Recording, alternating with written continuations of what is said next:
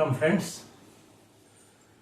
ఉత్తరాయణం దక్షిణాయనం కొంతమందికి కొన్నిసార్లు అనుమానం వస్తుంది, మరి ఉత్తరాయణంలో సూర్యుడు ఉత్తరం వైపు ఉదయిస్తాడు కదా, దక్షిణాయనంలో తూర్పులో ఉదయిస్తాడు కదా, దీనికి డిగ్రీల ప్రకారం కానీ దిక్కుల ప్రకారం కానీ తేడా ఉంటుంది కదా అని కొంతమంది అడుగుతూ ఉంటారు. దాని గురించి ఈరోజు మీకు ఈ వీడియోలో వివరిస్తాను. ఫ్రెండ్స్, ఇది ఒక ఇల్లు అనుకుందాం. ఇటువైపు నార్త్ రోడ్ ఉంది, ఇటు ఈస్ట్, ఇటు వెస్ట్, ఇటు సౌత్. సో ఈస్ట్లో సూర్యుడు ఉదయిస్తాడు. జనరల్గా దక్షిణాయనంలో ఈస్ట్లో ఉదయిస్తాడు. ఉదయించి ఎలా ప్రయాణం చేస్తాడు? ఇలా ప్రయాణం చేసి వెస్ట్లో అస్తమిస్తాడు. ఓకే ఫ్రెండ్స్, మరి ఉత్తరాయణం విషయంలోకి వచ్చేసరికి కొద్దిగా ఇటువైపు ఉత్తరం వైపుగా ఉదయిస్తాడు. సో మళ్ళీ ఎలా ప్రయాణం చేస్తాడు?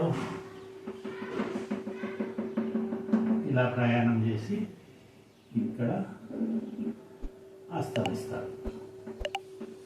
సో ఉత్తరాయణంకి దక్షిణాయనంకి డిఫరెన్స్ ఇది. కానీ డిగ్రీల్లో దిక్కుల్లో వ్యత్యాసం ఉంటుందా అంటే ఉండదు ఫ్రెండ్స్. ఎందుకంటే తూర్పు పడమర ఒకే సరళ రేఖలో ఉన్నాయి.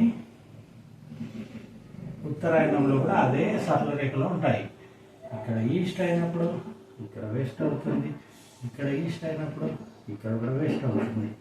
సో ఏ విధంగా అయితే ఉదయిస్తాడో ఆ విధంగానే అస్తమిస్తాడు. కాబట్టి డిగ్రీలో చేంజ్ ఉండదు. ఇక్కడ తీసుకున్నా కూడా మీకు ఈస్ట్ వెస్టే వస్తుంది.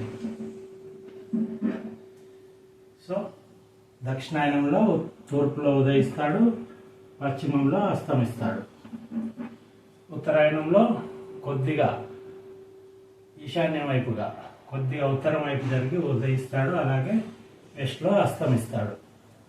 సో ఈ రెండింటికి తేడా లేదు, డిగ్రీస్ సేమ్ అలాగే ఉంటాయి. కాబట్టి కన్ఫ్యూజ్ కావాల్సిన అవసరం లేదు.